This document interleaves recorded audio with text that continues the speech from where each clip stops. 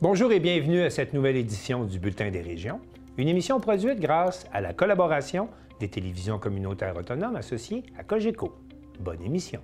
Alors, qu'est-ce que ça évoque pour vous, le 5-10-15? C'est un espace absolument magnifique. C'était des belles professions dans ce temps-là? J'ai fait 40 ans, madame.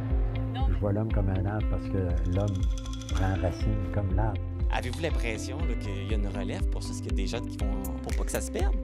C'est cette année que ça vaut vraiment la peine de venir au marché public.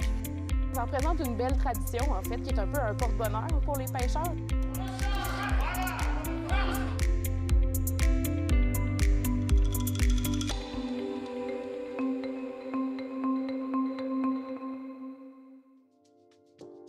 Au sommaire pour vous cette semaine. À la Pocatière, le conservateur Bernard Généreux obtient un 5e mandat. À Newport, 2 nouveaux hauts-mardiers prennent la mer. À Saint-Pierre-de-Brockton, une soirée porte ouverte pour en savoir plus sur l'important projet éolien Brockton. À Baie-Saint-Paul, on apprend ce que signifie l'appellation « Village Relais ». À Forestville, l'association Diabète Haute-Côte-Nord fête son 20e anniversaire. À Berthierville, on prépare la 8e édition du festival de microbrasserie Berthier Brou. À Sainte-Anne-des-Monts, l'auteur-compositeur-interprète Patrice Michaud participe au concert bénéfice du Garage à musique. À Grande-Rivière, la jeune Mia Lepage court vers le succès. À Pincourt, les élèves de l'école secondaire du Chêne Bleu nous enseignent comment préparer ses semis. Et pour commencer cette émission, Gérald de Beaulieu de CEMA TV nous propose un retour sur les principaux enjeux de la dernière campagne électorale qui vient de se terminer. Et il nous présente également la réaction à chaud du député conservateur Bernard Généreux au moment de sa 5e réélection. Le 28 avril 2025 marque l'aboutissement d'une courte campagne électorale de 36 jours hors de l'habituel. La 45e élection générale fédérale du Canada fut marquée par l'ombrage des décisions venant du sud de la frontière. La guerre tarifaire a été longtemps omniprésente dans toutes les conversations. Les traditionnels enjeux nationaux, régionaux et locaux n'ont pas eu toute la place coutumière. Bon nombre d'analystes politiques s'accordent pour dire que la question déterminante du scrutin était à qui allouer sa confiance dans le contexte actuel. Dans la nouvelle circonscription de Côte-du-Sud, Rivière-du-Loup, Katascomique, Témiscouata, avec l'ajout de la MRC de Témiscouata, la circonscription compte 77 municipalités et couvre désormais plus de 11 000 km², un territoire aussi grand qu'un pays comme le Liban. Cela représente un véritable défi. 7 candidats aspirant au rôle de député étaient inscrits sur le bulletin de vote de la circonscription afin de représenter une population de 116 216 personnes selon le recensement de 2021. CEMA TV Information a choisi d'assister à la soirée électorale de Bernard Généreux qui avait lieu à l'Apocatière au bureau Bar et Grill. Déjà, en après-midi, des partisans commençaient à affluer. Le candidat du Parti conservateur, fort dans la course, cherchait à remporter un 5e mandat. Seule la défaite face à la vague orange du NPD en 2011 a coupé l'élan de ses succès. Le 27 avril marquait 11 années, soit 4019 jours en exercice dans ses fonctions de député.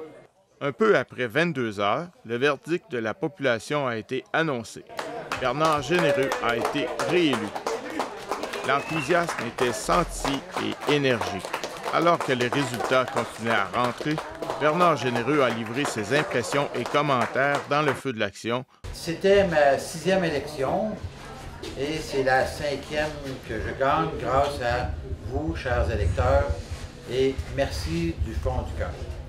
Nous avions un plan de campagne que nous avons respecté à la lettre.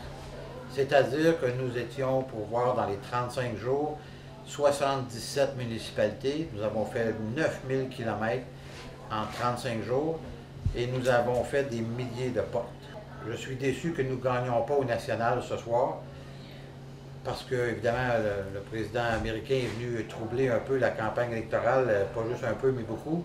Évidemment, je vais continuer à bien défendre les intérêts de notre région, bien évidemment, de représenter mon comté de la meilleure façon possible et de continuer, bien sûr, à offrir un service extraordinaire avec mon équipe auprès de la population pour aller chercher le maximum pour le comté. C'était Gérald Beaulieu à La Pocatière pour CMA TV Information.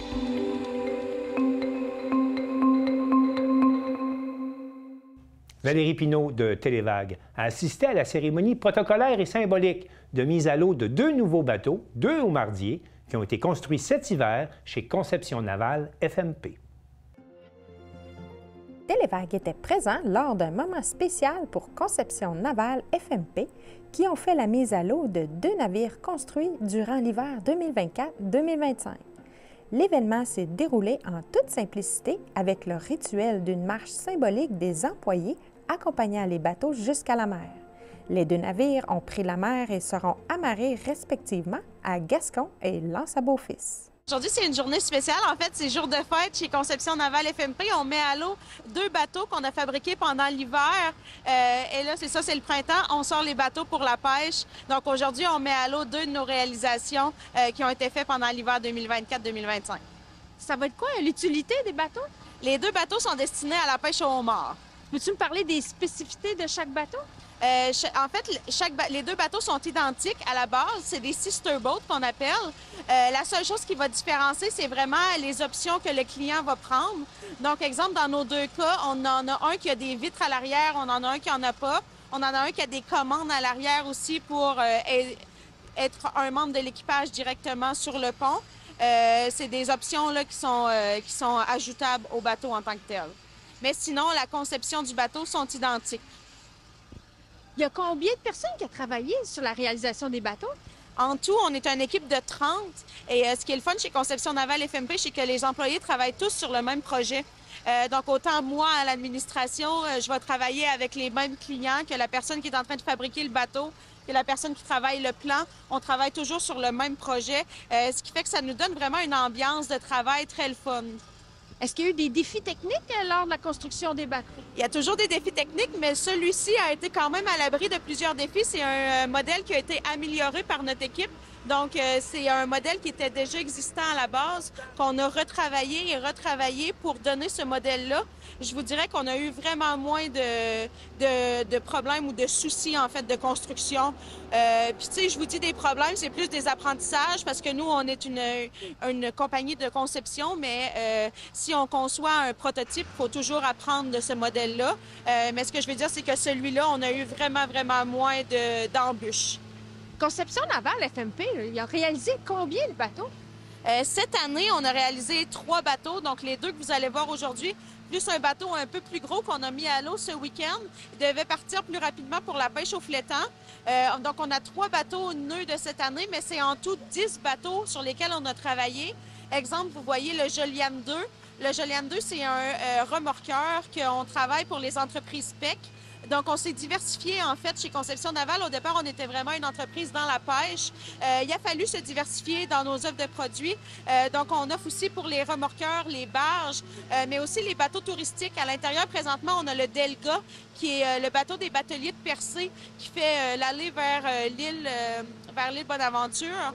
Donc, c'est ça, ça fait partie de notre diversification. Donc, en tout, on a vu une dizaine de bateaux là, cette année sur notre chantier.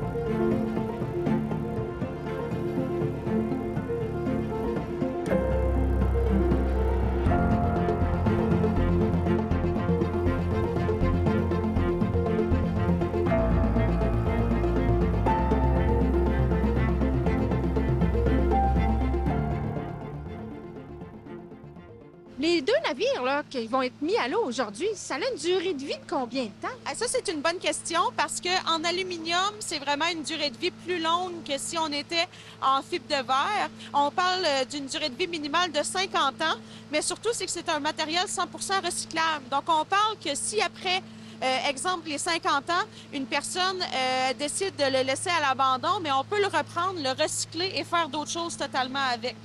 C'est quoi vos projets à venir? À venir, on a des très gros projets. En fait, on aimerait entrer comme fournisseur pour le gouvernement canadien.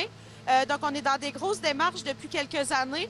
Et là, ça devrait aboutir bientôt, on l'espère. Mais on veut devenir fournisseur pour le gouvernement. Donc, c'est vraiment notre grosse optique, notre voie de l'avenir présentement. Merci beaucoup. Ça fait plaisir.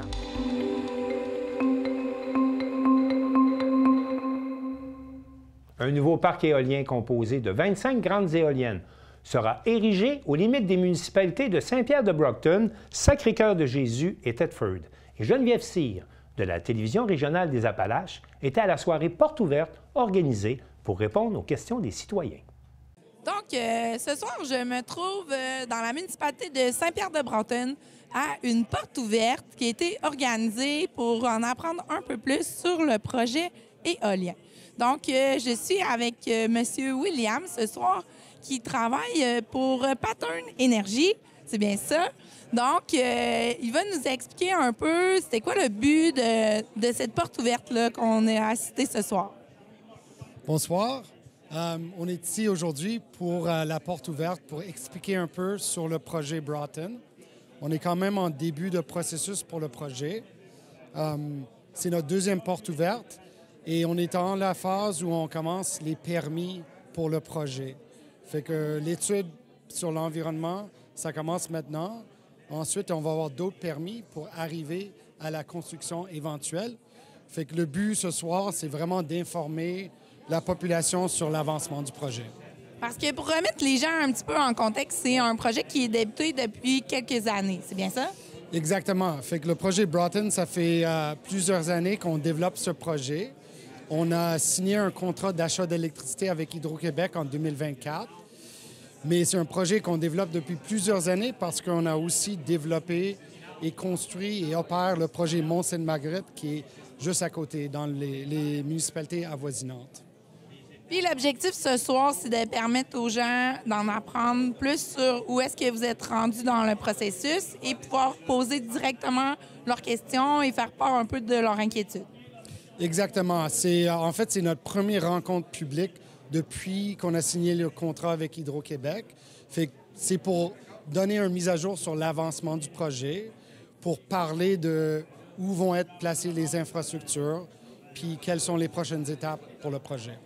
Puis est-ce que vous pouvez nous décrire brièvement la grandeur du projet puis son étendue? Oui. Fait que ça, c'est un projet éolien de 150 MW. C'est entre 22 puis 25 éoliennes qui vont être installées. Puis c'est sur les 3 municipalités ici, Saint-Pierre-de-Brockton, Sacré-Cœur-de-Jésus et Thetford. C'est là que sont placées les infrastructures. Fait que c'est un projet qui va être éventuellement raccordé au réseau d'Hydro-Québec pour produire de l'électricité éolienne. Puis l'objectif, c'est que le projet se termine en 2029. Exactement. Cette année 2025, 2026, puis même 2027, c'est vraiment le période de permis. Ensuite, fin 2027, 2028, c'est la construction du projet pour éventuellement avoir une mise en service en 2029. Puis comment les gens qui n'étaient pas disponibles ce soir là, pourraient s'informer ou vous contacter si jamais il y en avait envie? Écoute, ils peuvent nous contacter directement sur notre site web du projet, projet Broughton, ou bien contacter nos partenaires MRC qui sont là présents ce soir, nos 2 partenaires MRC et notre partenaire Première Nation, les Wabanaki. Mais merci pour votre temps. Merci. Donc, je poursuis mes entrevues avec M. Rick Lavergne, qui est le directeur de la MRC des Appalaches. Donc, il commence à être une personnalité connue. Vous devriez savoir qui est. En fait, je veux vous parler parce que ce projet-là est un peu particulier. Vous n'êtes pas seulement ici ce soir pour donner des informations générales sur la MRC. Vous êtes vraiment impliqué dans ce projet-là. Oui, on rencontre les citoyens pour leur expliquer que via la MRC, c'est eux qui investissent aussi dans le projet. La MRC est investisseur avec la MRC de l'Érable dans ce projet-là à la hauteur de 45 %. Pour nous, c'est une condition. Il n'y aura pas de projet sur le territoire de la MRC si la MRC n'est pas impliquée financièrement. L'objectif, c'est de capter des retombées économiques, mais c'est aussi de favoriser l'acceptation du projet et de défendre d'une certaine façon les préoccupations des citoyens face à un projet comme ça. Parce que sans votre investissement, le projet n'aurait pas vu le jour. Bien, la compagnie aurait pu le faire seule, mais nous, on n'était pas intéressés à avoir un projet simplement privé. On voulait vraiment un projet de type communautaire pour que la MRC puisse tirer profit aussi de ça. Il y a un pourcentage qui va aussi pour les Premières Nations. Oui, les communautés Abénaki qui ont des droits sur un territoire qui s'étend entre Rivière-du-Loup et Longueuil. Donc, on est aussi chez eux. Puis, ça donnait aussi plus de valeur au projet si les Abénaki ou les communautés autochtones étaient impliquées. Fait qu'on s'est présenté puis on a appris à se connaître. Donc, il y a un 50 % qui revient à vous et aux Premières Nations et l'autre 50 % à la compagnie. Exactement. Chaque MRC a 22,5 % puis la communauté autochtone a 5 % du 50 %, puis l'autre 50 %, c'est la compagnie. Fait qu'on investit le même montant, puis on assume les mêmes dépenses tout le temps au prorata de notre investissement. Mais vous allez avoir accès au profit également. Tout à fait. Fait que l'idée, c'est de développer des projets qui vont bénéficier à l'ensemble de la population, puis consolider les communautés pour voir les bénéfices de ça. Puis il y a d'autres bénéfices qui vont être apportés aux municipalités, éventuellement aux propriétaires par les redevances. Oui, l'actionnariat, ça se rajoute aux redevances de base qui sont consacrées notamment aux municipalités où le projet a lieu et les propriétaires où il va y avoir des éoliennes, puis même des gens qui restent dans le périmètre du parc éolien. Puis est-ce que l'acceptabilisation sociale se fait bien? Ou... Bien, c'est un processus. On est à notre deuxième journée de porte ouverte. On a eu une là, près de 2 ans. La réception est très bonne, mais c'est toujours un processus. On a développé des rencontres d'acceptabilité sociale. On a un site Internet pour répondre aux questions de citoyens, puis on est toujours à l'écoute puis à essayer de fournir des réponses aux gens. Bien, la bonne nouvelle, c'est que les gens répondent présents à vos invitations. Donc, au moins, ils sont curieux puis ont soif d'apprendre plus sur ce projet-là. Oui, je sens qu'ils étaient venus pour en apprendre plus. Ils sont ouverts à apprendre, écouter. C'est impressionnant là, de voir les gens, comment ils sont réceptifs. Bien, tenez-nous informés des développements. Il nous fera plaisir là, de donner le message à nos auditeurs. Certainement, la MRC des Appalaches et l'énergie, ça va bien aller ensemble. Merci.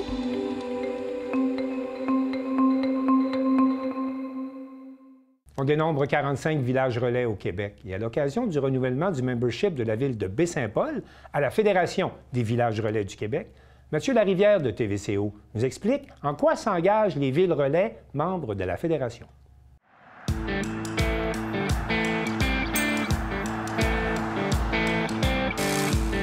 La ville de Baie-Saint-Paul a récemment renouvelé son plan d'action pour être reconnu comme village relais du Québec.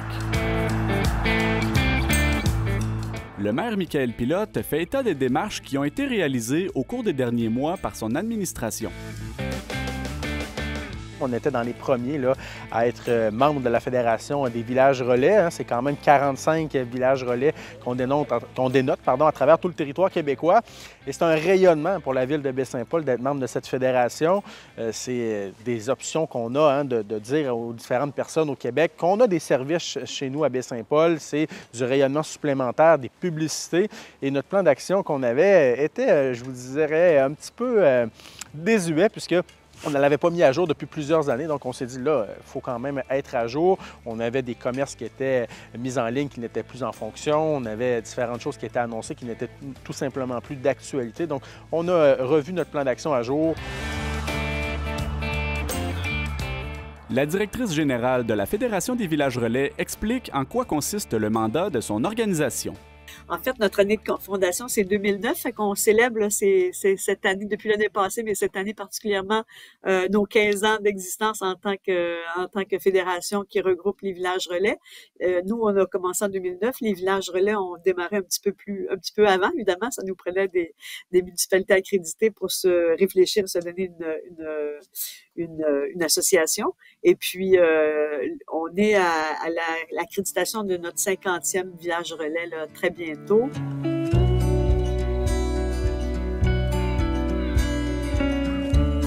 L'objectif de la fédération, c'était de mettre en place une structure pour les représenter, mais aussi assurer une promotion, on va dire, harmonisée, une promotion harmonisée pour l'ensemble du réseau. On se donne comme 3 thèmes, si vous voulez. Là, on se dit qu'on accompagne, on promouvoit et on inspire l'ensemble du réseau. Madame Belle-Rose précise que les municipalités qui soumettent leur candidature pour devenir des villages relais doivent répondre à des exigences établies. Le premier critère, c'est être situé sur une route nationale stratégique, donc une route numérotée 100, comme la 138, 132, 112, 116, ou une route touristique. Donc, c'est les 2 éléments là, qui permettent d'être admissible dans un premier temps. Après, c'est de compter moins de 10 000 habitants et d'offrir évidemment les services de base qui sont l'essence, l'alimentation, un stationnement d'urgence, des toilettes aussi, des toilettes publiques et des bornes de recharge pour les véhicules électriques également.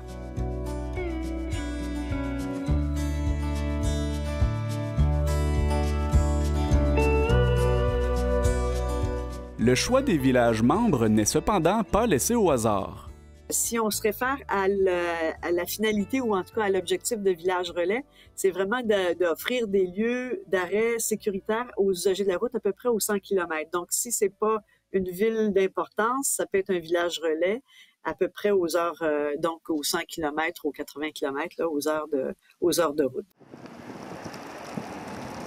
Le maire de Baie-Saint-Paul rappelle que la ville répond positivement aux demandes qui lui permettent de bénéficier de ce statut. Pour être membre de la Fédération des villages relais, on se doit d'être en mesure d'offrir des services de base et il y a des services qui sont complémentaires. Lorsqu'on parle de services de base, on parle entre autres de postes d'essence qui sont ouverts de 7 h le matin à 21 h le soir. Ça, c'est correct pour Baie-Saint-Paul. On doit avoir des stationnements pour les véhicules légers. Donc, pas besoin de les énumérer. Il y a plusieurs stationnements du côté de Baie-Saint-Paul pour les véhicules légers. On en a aussi pour les camions lourds, avec le ministère des Transports et de la Mobilité durable. Dans les dernières années, il y a un stationnement qui a été prévu là, où le poste de contrôle de la Société d'assurance automobile du Québec, là, Contrôle routier Québec, là, qui est près du camping Le Genévrier. Donc, il y a un aire de repos qui est aménagé à cet effet. On a un téléphone public également qui est du côté de l'hôtel Baie-Saint-Paul. Il y a des services d'hébergement. Et lorsqu'on regarde aussi dans les services complémentaires, on a des épiceries, il y a un hôpital, il y a un CLSC. Donc, il y a plusieurs services qui font que Baie-Saint-Paul est un village relais au Québec. Monsieur Pilote laisse entendre que la Ville pourrait développer de nouveaux services et partenariats pour mieux répondre aux exigences de la Fédération. Pour les prochaines années, on a à réfléchir qu'est-ce qu'on va faire aussi pour les campings, que je vous dirais, sur une courte durée. Des fois, un camping qui est clandestin, des fois, les gens appellent ça de cette façon. On a des campings qui sont régis par Camping Québec, comme le Genévrier ou encore le camping du Gouffre, mais des fois, les gens qui sont, avec l'expression, les van life, où doivent-ils aller? Donc, on a de la tolérance, des fois, dans certains endroits, mais ce n'est pas nécessairement permis à notre réglementation. Donc, c'est des réflexions qu'on aura à avoir dans les prochaines années. Pour mieux encadrer. Oui, pour mieux encadrer le tout. Là, comme je le mentionne, on permet des fois la chose, mais ce n'est pas nécessairement des visions que la Ville a. Donc, on devra s'asseoir, prendre le temps de réfléchir et de travailler avec les différents partenaires, puisqu'actuellement, on n'a plus d'entente avec aucune entreprise là, à Baie-Saint-Paul pour le programme Village Relais. Au dire du maire, les retombées potentielles qui sont associées à cette adhésion sont non négligeables. À chaque fois qu'on parle de Baie-Saint-Paul à l'extérieur de notre territoire, c'est des façons de multiplier la publicité, le rayonnement de notre municipalité. On a déjà, par Tourisme Charlevoix, par Destination Baie-Saint-Paul, par nos réseaux sociaux, tout ça, déjà de bons ambassadeurs, mais là, d'en ajouter de d'autres façons. Et c'est un programme qui est soutenu par le ministère des Transports et de la Mobilité durable. Et tout le monde aussi connaît le programme Village Relais dans les différentes municipalités. Donc, de parler de Baie-Saint-Paul, encore une fois, c'est toujours des occasions qu'on vient saisir à chaque fois qu'elles se présentent à nous. Au-delà des services, nous, on s'affaire beaucoup à présenter, en fait, aux voyageurs, aux usagers de la route, qu'il n'y a pas... on peut s'arrêter pour un plein d'essence, mais aussi, si on connaît un peu ou si on apprend qu'est-ce qu'il y a à faire, on peut s'arrêter plus longtemps que pour un plein d'essence ou juste ou seulement pour se reposer. Donc, c'est certain qu'il y a tout ce volet-là. Et puis, chaque année, on organise un concours qu'on appelle le concours Inspiration. Et on invite les municipalités, les villages relais à nous présenter leurs réalisations. Puis, évidemment, ça touche beaucoup dans les axes. Ça touche beaucoup aussi le développement du volet touristique ou le développement de l'accueil autour de la municipalité qui est accréditée Village Relais. Pour en apprendre davantage sur les villages relais québécois, leurs services et leurs attraits touristiques respectifs, la population peut consulter le site officiel de la Fédération nationale.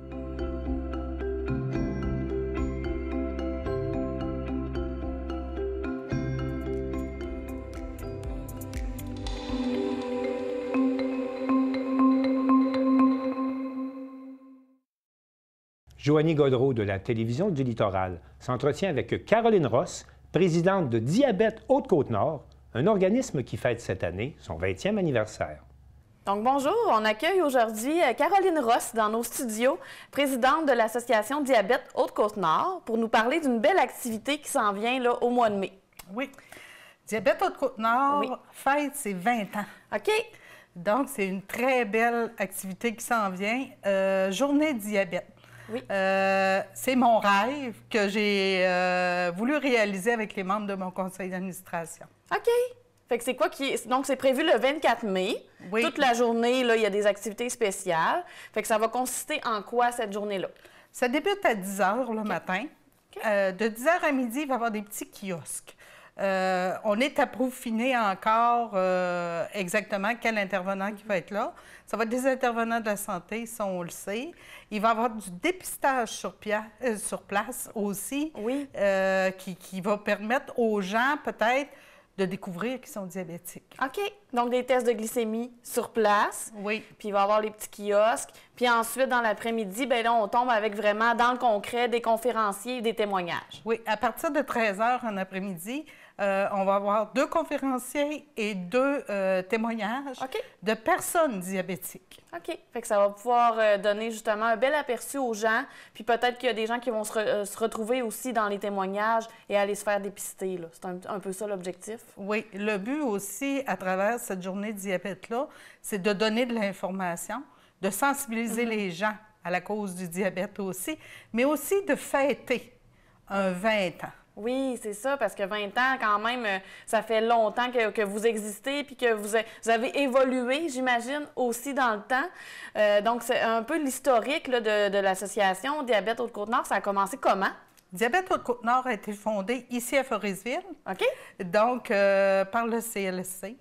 5 personnes qui se rejoignaient et qui devaient se rendre à Bécomo pour recevoir des services. Oui. Donc, quand tu vas faire un tour à Bécomo pour recevoir de l'information, ça coûte cher en bout de ligne.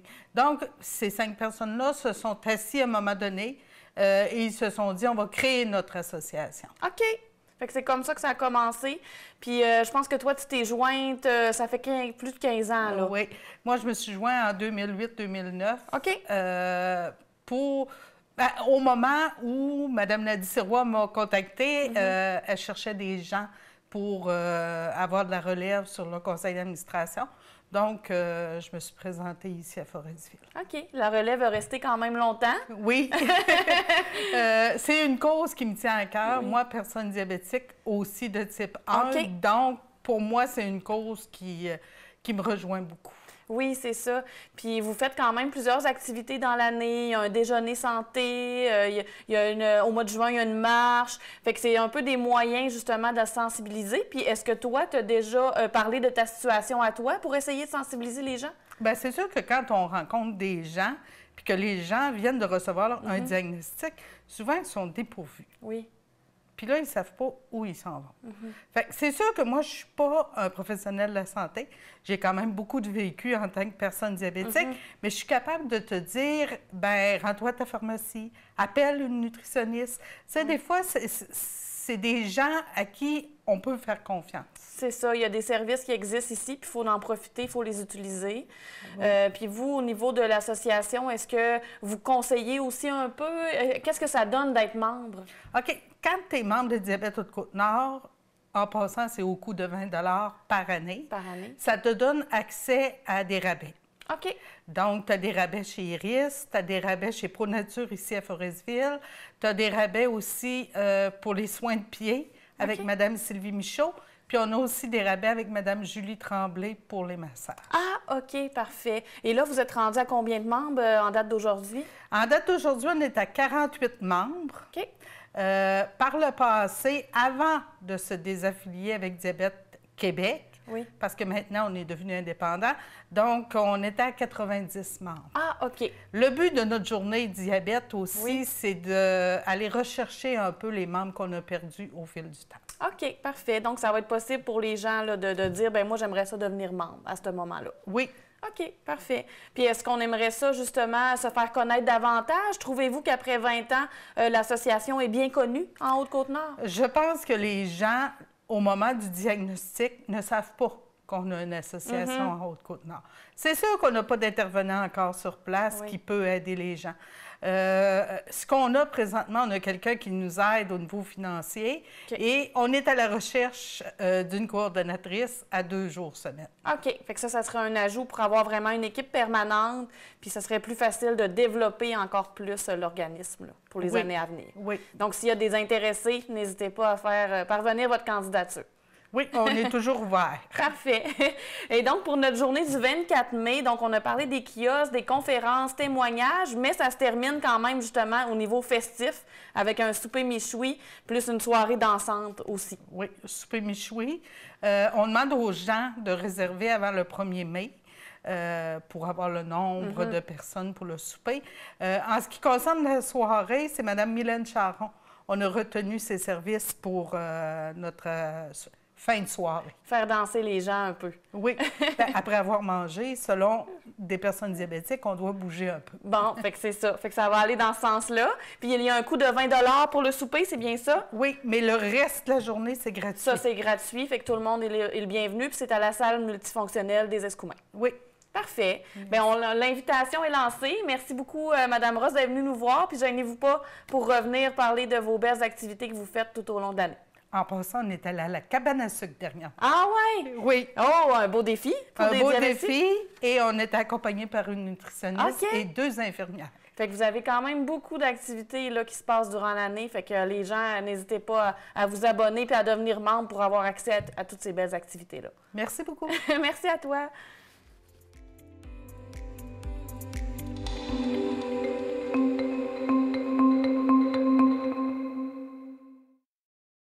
Danny Bérubé de CTB-TV nous donne un aperçu de la programmation de la 8e édition du festival Berthier Brou, qui regroupe à chaque année près d'une quinzaine de microbrasseries.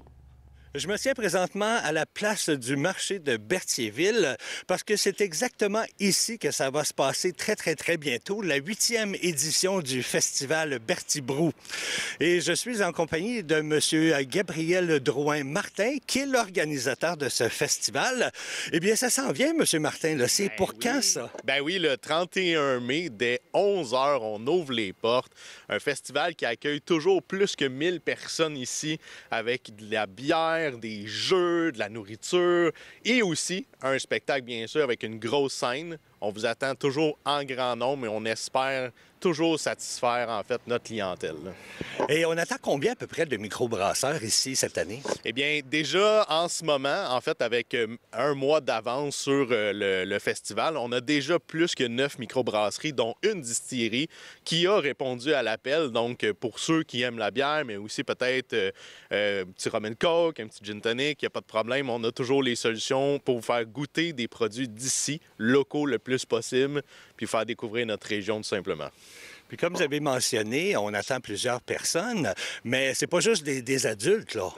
On parle avec les enfants aussi, là. Bien, des enfants, des jeunes adultes, on a toujours des jeux pour eux, on a toujours de l'accompagnement. Bien évidemment, ils ne peuvent pas consommer, pas encore, mais on a toujours de l'accompagnement pour eux, que ce soit des bonbons, que ce soit de la nourriture ou que ce soit juste des jeux, le fun, on a tout ça pour ça.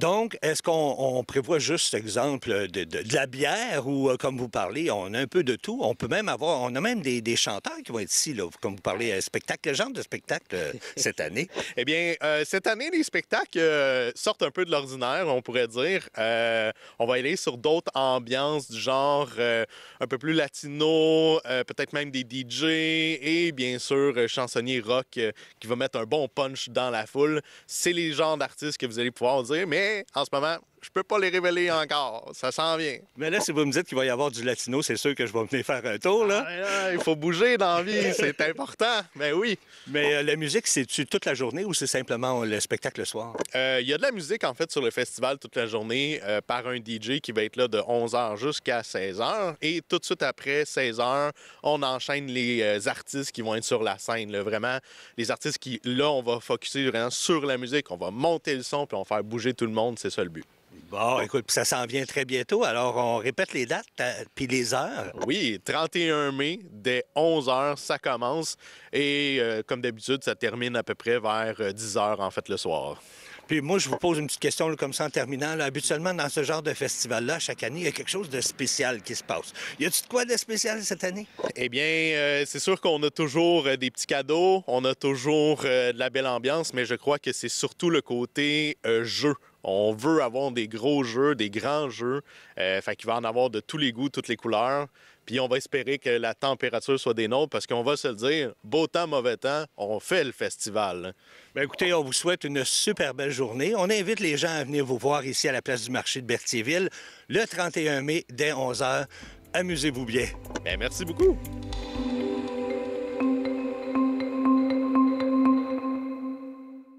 Marie-Claire Roy de la télévision de la Haute-Gaspésie parle de l'importance de développer la culture chez les jeunes en compagnie de l'auteur-compositeur-interprète Patrice Michaud, qui était à Sainte-Anne-des-Monts à l'occasion du spectacle Bénéfice pour le garage à musique. Bonjour tout le monde, je suis présentement avec Marianne, qui est la directrice du Centre de pédiatrie sociale. Bonjour Marianne, ça va bien? Oui, bonjour, merci. Marianne, j'aimerais ça savoir, qu'est-ce qu'on fait ici aujourd'hui? Oui, donc aujourd'hui, c'est le spectacle Bénéfice pour le garage à musique. Donc, on ramasse des sous pour financer ce beau projet-là qui est le garage à musique, qui est supporté par le Centre de pédiatrie sociale. On a un artiste invité qui est Patrice Michaud, puis on a tous nos profs là, qui sont impliqués dans tout ça. Je suis là en appui pour participer à la levée de fonds, parce que c'est un spectacle bénéfice pour le garage à musique de la Haute-Gaspésie et tous les services qu'il dispense à travers la région pour nos jeunes qui ont accès à des cours de musique, à des instruments de musique, à des professeurs bénévoles, passionnés, tout ça gratuitement. J'aurais aimé ça. À avoir accès à ça plus jeune. Je trouve ça extraordinaire. Faut dire que c'est assez inusité parce que il y en a un à Montréal et sinon les autres sont ici, sont chez nous. C'est vraiment une expertise qui se développe. J'ai toujours été très touché par ce projet-là. C'est pas la première fois que je m'implique auprès d'eux, mais là, j'ai répondu assez facilement oui à la demande de la gang du garage à musique pour venir participer au spectacle bénéfice. Je suis natif de Capshaw Beach. Je suis un fier produit local. Et je suis excessivement content de venir mettre l'épaule à la roue et de donner un coup de main à cet organisme que j'aime beaucoup qui s'appelle le Garage à musique. Merci beaucoup d'être là.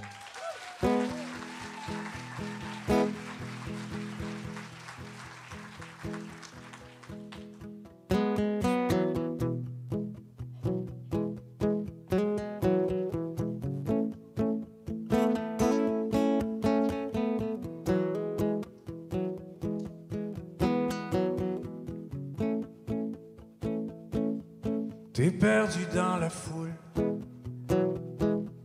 des milliers d'autres comme toi, ton mascara qui coule sur tes futurs pattes-doigts. Ta vie est un château,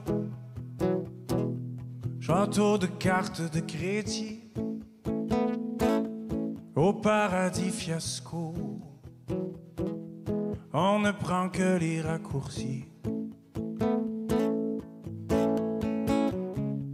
Et tu rêves de dynamite. De t'enfuir par la vitre, la jouer kamikaze,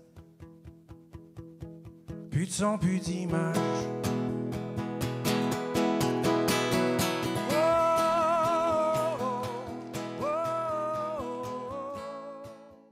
Il faut accorder toute l'importance que mérite chaque geste qu'on pose auprès de nos jeunes dans le domaine culturel. Le domaine culturel, ça sera toujours un débat interminable et inachevé sur est-ce qu'on doit investir en temps, en argent, à quoi ça sert, qu'est-ce que ça rapporte. Qu'est-ce que ça rapporte? J'en sais rien, puis je m'en sacre. Qu'est-ce que ça provoque chez les enfants, chez des jeunes? Ça se mesure. Puis des fois, ça se mesure automatiquement. On peut voir un enfant, un jeune, comme on en avait tantôt en prestation. Mes amis professeurs me disaient, cette demoiselle-là, elle jouait du piano, elle est toute gênée, elle n'a jamais chanté. Puis là, elle est complètement épanouie, puis elle découvre qu'elle a une voix, une superbe de voix. Ça peut être ça, mais on peut aussi planter quelque chose qui va pousser des années plus tard. Je suis présentement avec des jeunes du garage à musique parce que là, c'est sûr qu'on parle du garage. Il faut rencontrer des jeunes qui font partie de cette belle organisation-là. J'ai avec moi Abby et Zoé. Ça va bien? Oui. Toi aussi, Zoé, ça va bien? Oui. Vous autres, au garage à musique, ça fait longtemps que vous êtes là? Moi, j'ai rentré cette année. J'ai commencé cette année. Mais j'ai déjà fait secondaire en spectacle et plusieurs affaires comme ça. Qu'est-ce qui t'a attiré au garage à musique? Ben, j'aime beaucoup chanter depuis que je suis jeune, fait que j'ai voulu essayer de continuer les soirs puis m'amuser. Toi, Zoé, ça fait combien de temps? Ça fait 2 ans que je suis au garage à musique. Puis toi, qu'est-ce qui t'a attiré?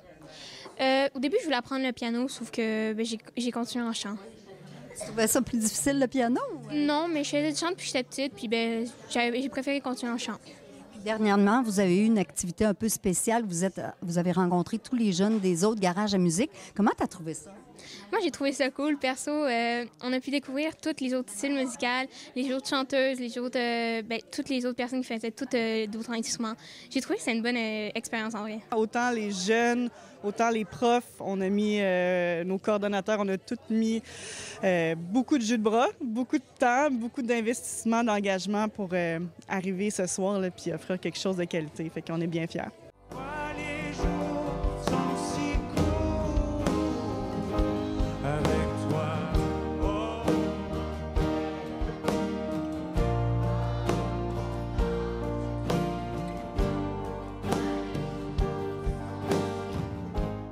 Le garage à musique, c'est une belle façon de participer à la mission du Centre de pédiatrie sociale. Je dirais que globalement, là, on veut donner une voix aux enfants.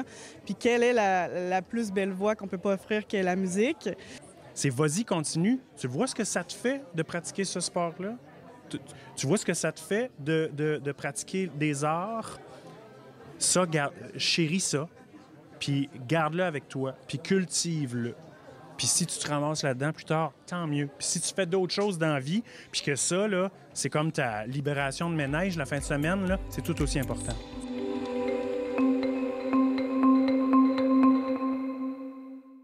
Jean-Denis Lapérière de la télévision du Rocher-Percé a rencontré la jeune coureuse Mia Lepage, 12 ans, qui a remporté récemment 4 épreuves sur la scène provinciale. Au club d'athlétisme Les Lobsters de Grande-Rivière, les athlètes entraînés par Brigitte Paradis se démarquent régulièrement lors des différents championnats auxquels ils participent.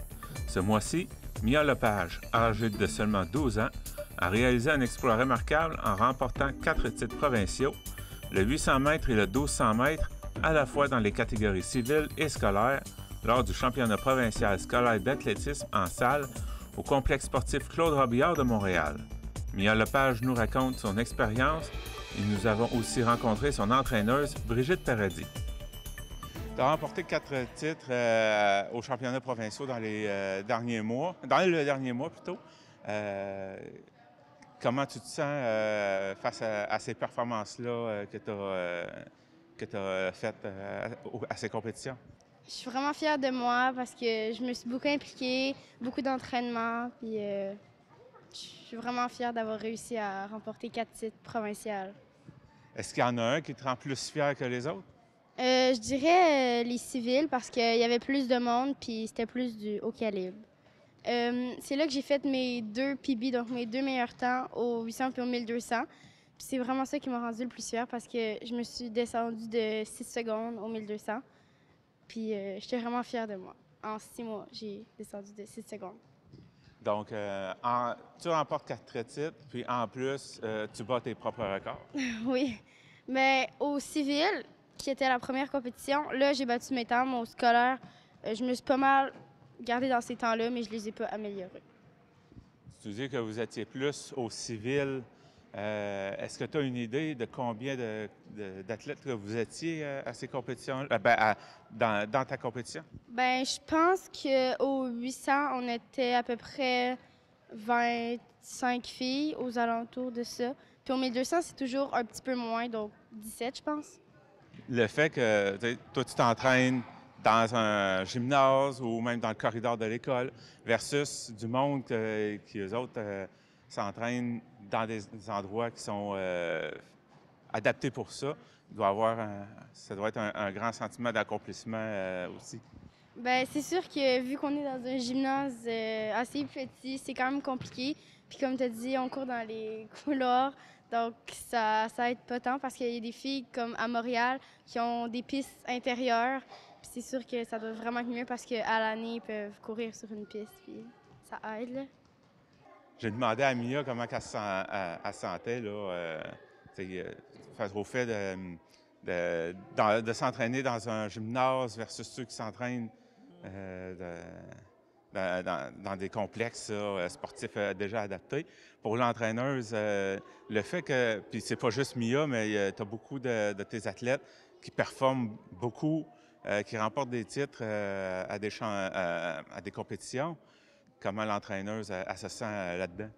Bien, c'est sûr, c'est pas toujours évident parce qu'on a quand même une longue période qui est de novembre au mois de mai, parce qu'ici, on a encore de la neige, là, puis on est rendu à la mi-avril. C'est sûr que c'est pas évident dans un petit espace où tu as des sauteurs en hauteur, en longueur, et tu as des sprinteurs puis des demi-fondeurs. Dans ce petit espace-là, c'est de t'entraîner. C'est pour ça que j'utilise le corridor pour les sprinteurs, mais j'ai aussi mes sauteurs de haies que tu entends, je dois prêter le corridor. C'est sûr que je dois énormément adapter l'entraînement, puis c'est sûr que si on compare à ceux qui sont dans des grandes infrastructures à l'année, on est beaucoup minoritaire au niveau de l'entraînement, mais quand on arrive en compétition, on essaie le plus possible de rivaliser contre ces athlètes qui s'entraînent dans des bonnes conditions, mais c'est certain que pour les entraîneurs, c'est beaucoup d'adaptation, c'est beaucoup de travail, autant pour l'athlète que l'entraîneur, parce que je dois concevoir des entraînements quand même où ce que les jeunes peuvent s'améliorer puis grandir à l'intérieur d'un petit espace dans leur performance personnelle, là, dans leur développement technique surtout. C'est pas évident. C'est vraiment, vraiment quelque chose. En tout cas, c'est pas juste essayer de rivaliser avec d'autres compétiteurs, parce que avec toutes les publications que je vois que vous mettez sur Facebook, vos athlètes performent, gagnent des compétitions quand même s'ils s'entraînent dans des conditions qui ne sont pas idéales pendant l'hiver. Mais moi, je dirais aussi que c'est pas juste les conditions d'entraînement qui sont importantes. Oui, si j'aurais une belle surface à l'intérieur d'une piste, je serais vraiment heureuse. Là. Puis surtout pour les aires de saut, là, ça serait vraiment plaisant aussi. Mais je te dirais aussi que c'est la façon que l'entraînement est donné. Là. Il y a ça aussi. Il y a le travail que tu donnes à l'entraînement. Il y a une façon de les tenir en forme, une façon de faire de la mise en forme, une façon de faire autre chose. Moi, je fais de la mise en forme, du gainage, de la pliométrie. Je fais plein de choses qui fait que je donne des capacités autres au niveau pulmonaire et au niveau physique à mes jeunes, qui fait que quand on sort sur la piste après ça, ou qu'on s'en va faire de la course à l'extérieur quand les chemins sont beaux, bien, ils ont développé autre chose en étendant là. Donc, je pense qu'il y a aussi, oui, c'est dur de s'entraîner dans un petit espace, mais il y a aussi la façon de bien adapter tes entraînements pour que tes jeunes continuent quand même à s'entraîner, puis continuent à améliorer leurs conditions d'entraînement, mais améliorer aussi leurs performances, puis être capable d'arriver en compétition, comme tu dis, puis de revenir avec des bonnes positions et des titres aussi. Donc c'est sûr que j'ai des athlètes qui terminent 5e, 6e, 7e sur 20, 30 athlètes dans une discipline. C'est super bon. Puis on est vraiment content de ça. On est fiers. Le club d'athlétisme, on donne notre maximum. aux jeunes. On est juste 2 entraîneurs. J'étais longtemps seule. Maintenant, j'ai un autre entraîneur avec moi qui est en lancée, Benjamin. Je suis très contente de l'avoir. Puis on essaie de donner le maximum à nos jeunes avec les conditions qu'on a. Mais je pense, comme je dis, oui, l'infrastructure, c'est important, mais la première chose qui est importante, c'est d'avoir des entraînements bien montés, bien faits. Les résultats parlent d'eux-mêmes et laissent entrevoir que l'aventure de Mia est loin d'être terminée.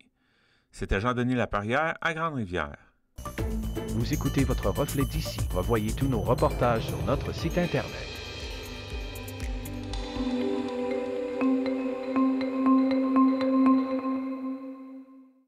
Malgré un début de printemps modeste, il est temps de préparer ses semis. Et les élèves de l'école secondaire du Chêne Bleu, à Pincourt, ont préparé une série de capsules. Ça s'appelle Adoculture et ça vise à nous aider à préparer notre jardin pour l'été qui s'en vient. Les capsules Adoculture sont réalisées dans le cadre du projet vert de l'école secondaire du Chêne Bleu en collaboration avec la députée de Vaudreuil, Marie-Claude Nichols.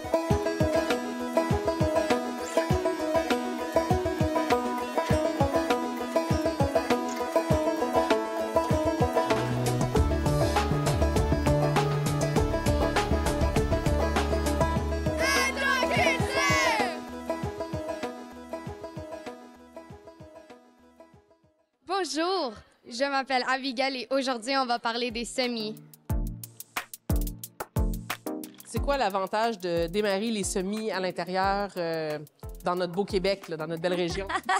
C'est parce que si on le faisait pas, on n'aurait pas de tomates, de poivrons. T'sais, on pourrait peut-être en avoir un tout petit peu, mais certainement pas là, dans les quantités qui deviennent intéressantes pour nous. On a quand même un climat qui est froid, fait qu'on n'a pas le choix. C'est ça la réponse, c'est plate de même, mais il y a certaines cultures, donc les cultures chaudes, qui doivent en fait être démarrées à l'intérieur, puis il y a d'autres cultures froides qu'on doit le faire aussi parce que c'est un petit peu plus long, comme le brocoli. Tu sais, ça dépend aussi quand est-ce que je veux que mon légume soit prêt. Parce qu'on, si mettons, je veux du brocoli, tu sais, un petit peu au début de l'été, bien là, je dois le planter maintenant, en avril. Versus de la laitue, que je peux en planter tout au long de la saison, puis m'attendre d'en avoir plus régulièrement. Tu sais, ça dépend vraiment du nombre de jours que ça prend pour atteindre la maturité et quand, surtout quand on fait des paniers pour des clients, quand le légume doit être prêt. C'est plein de bébés graines comme ça, là. On dirait quasiment des petites roches. Puis c'est vraiment pas le fun à planter, là, parce que... Mais en fait, c'est ça, quand c'est plus petit, c'est difficile de les mettre dans les alvéoles là, correctement, puis en bon nombre. Mais... Faut pas en mettre plus qu'une ou deux par... Ça fait que là, quand t'en échappes 5, t'essayes d'en enlever, là. Fait que c'est pour ça que c'est difficile, là. Fait que le défi de mettre pas plus qu'une graine par petite alvéole s'annonce comment? Pratiquement impossible. Quand on fait notre choix de semences, en fait, on essaye de les avoir les plus fraîches possibles. Donc, elles ont été récoltées l'année d'avant, à l'automne, et elles sont mises sur le marché au printemps suivant. Maintenant, il y a certaines semences qui doivent être très fraîches. On parle des oignons, surtout des poireaux, de la ciboulette. Toute cette catégorie-là a besoin d'avoir des semences vraiment fraîches. Les autres, on peut les garder quelques années. Évidemment, le taux de germination va diminuer, mais pour nous, le commun des mortels, c'est correct. On a juste à en semer plus. Est-ce que tu fais tes semis chez toi? Oui. Je plante, j'arrose, là, je les mets sur des tables et aussi j'ajoute des lumières UV. L'arrosage. C'est important de distinguer les différentes formes d'arrosage. Quand on débute nos semis, on y va avec une petite vaporisation, en profondeur toujours, mais il ne faut pas non plus que ça dégoûte et qu'on se retrouve avec des plateaux pleins d'eau. Nos plantes ne nagent pas, il ne faut jamais l'oublier. La chose la plus importante, c'est d'avoir de l'eau à température ambiante. Alors, si on est dehors à acclimater, on prend de l'eau fraîche, froide parfois, mais à l'intérieur, on la laisse reposer justement pour qu'elle prenne la température ambiante, pour qu'elle soit plus, moins frisquée. Les graines sont comme... C'est comme nous quand on est. C'est des petits bébés qui vont grandir comme nous, avec des soins que nous, on leur apporte, comme nos parents nous ont apporté à nous. Lorsqu'on veut faire des semis, il nous faut un terreau de qualité, stérile. C'est un terreau à semis. C'est écrit comme ça sur le sac. Et c'est un terreau auquel on a rajouté de la perlite, justement pour être capable de garder le terreau léger, qu'il ne se compacte pas avec les arrosages et avec la croissance des plantes, là. Avec le projet vert, on apprend beaucoup sur les plantes et aussi juste la cuisine des fois même. Et comme travailler dans un jardin, tu sais, ça t'apprend à être autonome si toi-même t'aurais un jardin. Et c'est juste utile aussi. C'est juste des habilités que tu devrais normalement avoir, juste comme pour t'aider dans la vie. Quand tu as travaillé pour le faire, ça donne encore plus envie d'y goûter puis de pouvoir comme récolter les fruits de ton dur labeur. Là.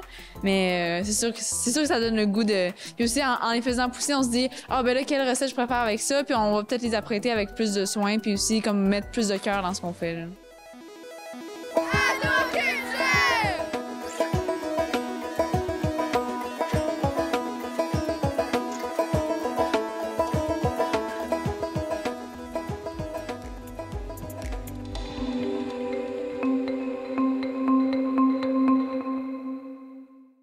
C'est tout pour le bulletin des régions cette semaine. J'espère que cela vous a plu. Je remercie toutes les stations de télévision participantes et je vous dis à bientôt.